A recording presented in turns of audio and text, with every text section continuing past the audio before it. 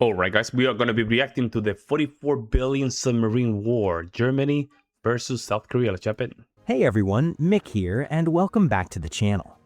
Today we're diving deep into one of the fiercest, most aggressive, and most expensive military procurement deals in naval history. This isn't just a standard arms purchase, it's a massive gamble on the future security, geopolitical influence, and sovereignty of the country with the longest coastline in the world, Canada. Backed by a staggering budget of around 44 billion USD, representing one of the largest single defense investments in Canadian history, Ottawa is looking to acquire a brand new fleet of up to 12 next-generation conventional attack submarines. Right now, we're in the final stretch. The global competition has been narrowed down from a crowded field to just 2 aerospace and defense titans.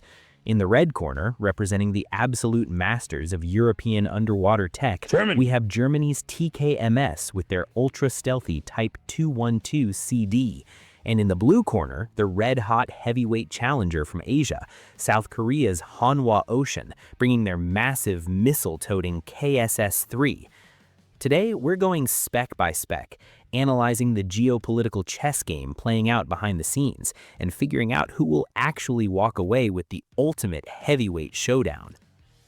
Before we talk specs and hardware, we really need to understand the incredibly uncomfortable, bordering on critical position the Royal Canadian Navy is in right now. Canada is bordered by 3 massive oceans, the Pacific, the Atlantic, and most crucially, the rapidly changing ice-packed Arctic. Defending that much water is a logistical nightmare. But believe it or not, to patrol this massive continent-spanning territory, they currently rely on a fleet of just 4 Victoria-class submarines. And here's the kicker. Canada didn't even buy these brand new. They bought them second-hand from the British Royal Navy back in the late 90s.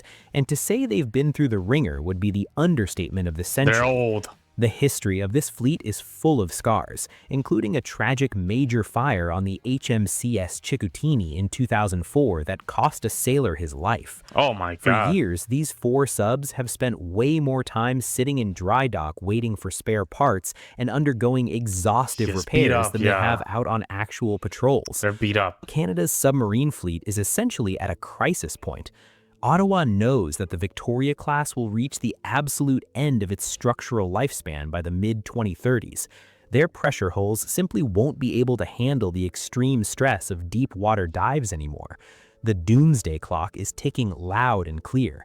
If Canada doesn't lock in a decision and sign a contract by 2028, they face a very real strategic vacuum, a terrifying period where a G7 nation literally won't have a single operational submarine to its name. And this is happening right as global tensions are spiking to Cold War levels, particularly in the Arctic. Melting ice is opening the Northwest Passage to year-round navigation, and rival powers like Russia and China are aggressively expanding their naval footprints right in Canada's backyard. In the Arctic, a submarine isn't just a ship, it's the ultimate unseen deterrent.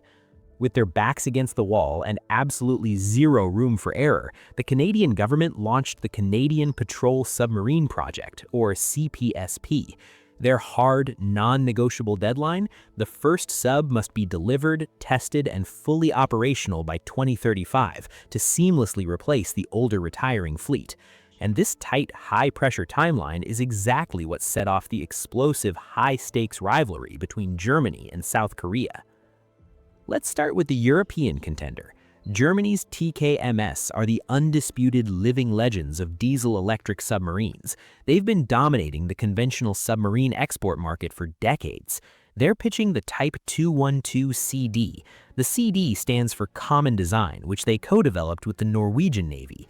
The absolute standout feature here is the hull design. It completely breaks away from your typical rounded cigar-shaped submarine. Instead, Germany designed it with sharp, angular facets, kind of like a beautifully cut diamond. This isn't just to look cool in promotional brochures. It's highly advanced acoustic stealth engineering. Think of standard submarines as giant metal cylinders that light up like a Christmas tree when hit by active sonar. The Type 212CD's diamond shape actively defeats that. It deflects incoming active sonar waves, scattering the acoustic energy away from the source, instead of bouncing it back, making the Type 212CD incredibly difficult to detect. It's basically an underwater stealth fighter. On top of that, it utilizes a state-of-the-art air-independent propulsion system, or AIP, running on hydrogen fuel cells.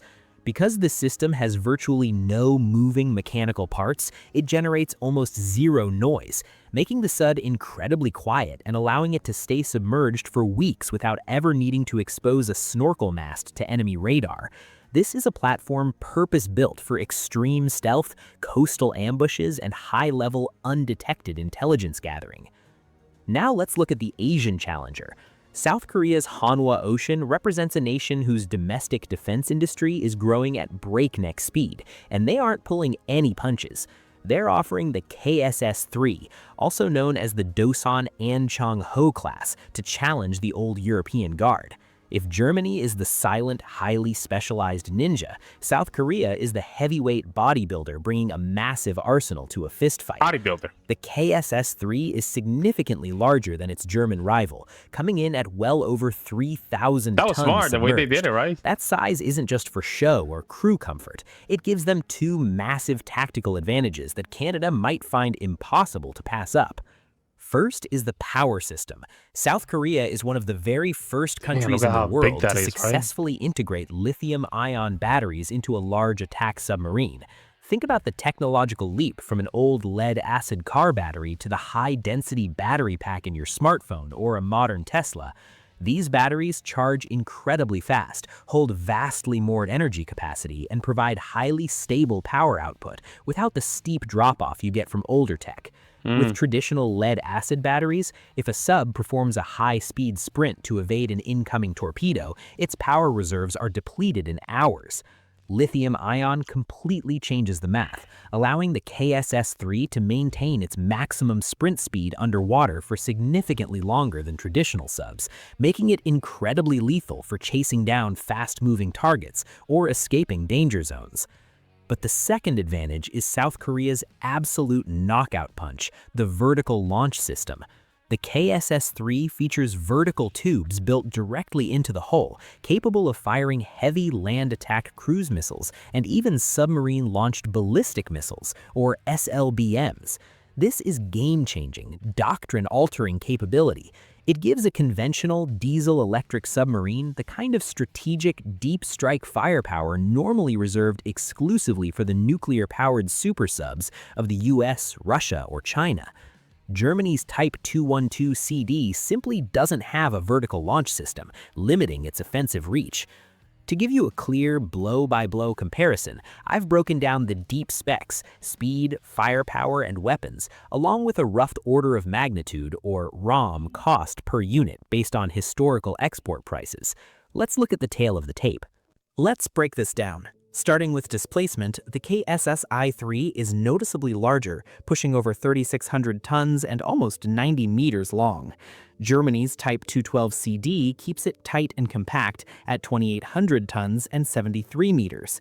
This gives the German sub a clear edge in maneuverability and agility, making it absolutely deadly when playing cat and mouse in shallow littoral waters, complex coastlines, or tight fjords. When it comes to speed, both max out around 20 knots when pushed to the limit, but the propulsion is where their warfare philosophies truly diverge. Germany pairs their hydrogen fuel cells with standard batteries, aiming for near-zero acoustic signatures. They are chasing pure, undetectable silence. South Korea, on the other hand, goes all in on lithium-ion tech, prioritizing raw endurance, extended underwater range, and sustained high-speed sprints. Now for the real deciding factor: weapons. Both subs feature the standard NATO configuration of 6 533mm horizontal torpedo tubes. Germany packs heavy-duty DM-2A4 torpedoes and sea-skimming NSM anti-ship missiles, but South Korea brings that massive VLS knockout punch, 6 to 10 vertical tubes loaded with Chonryong land attack cruise missiles and the legendary Hyunmoo ballistic missiles. If we're talking sheer long-range destructive power, South Korea wins hands down. And looking at the price tag, both are sitting right around the $1 billion USD mark per sub. You're paying the exact same amount of taxpayer money, but you are buying two completely opposite warfare philosophies. But if we look past the paper specs and dive into true return on investment, or ROI, things get really interesting. In terms of cost per firepower, South Korea offers off-the-charts value. For $1 billion USD, you get a larger platform, deeper diving capabilities, and a VLS that acts like long-range underwater artillery. This fundamentally shifts Canada's naval posture from strictly localized defense to strategic offense. A Canadian sub equipped with a VLS could lurk silently off a hostile coast and possess the capability to strike command centers, air bases, or logistical hubs hundreds of miles inland. That is strategic nuclear sub-level deterrence at a conventional price point. The German sub, while an absolute master of stealth, is mostly limited to hunting other ships and subs in a localized area. It just doesn't offer that same national-level offensive leverage. Furthermore, in the world of defense procurement, time is the ultimate hidden cost. Keeping the ancient Victoria-class subs running is a massive budget black hole that drains taxpayer money with zero strategic return. Every dollar spent fixing a 30-year-old hull is a dollar wasted. Hanwha Ocean knows this perfectly well. They're playing the ready right now card. Backed by massive, world-class commercial and military shipyards, South Korea is offering to build the first few subs immediately and deliver them lightning fast, entirely bypassing the typical drawn-out European industry delays. This aggressively plugs Canada's capability gap and stops the financial bleeding on legacy maintenance costs. Plus, South Korea is throwing in a full tech transfer.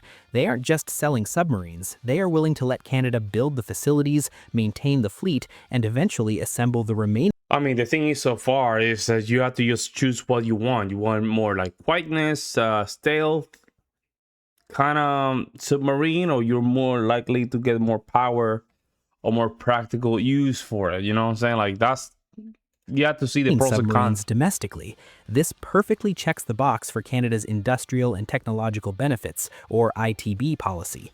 That $44 billion investment translates directly into revitalizing coastal shipyards and creating highly skilled, well-paying jobs for Canadian engineers and workers for generations to come.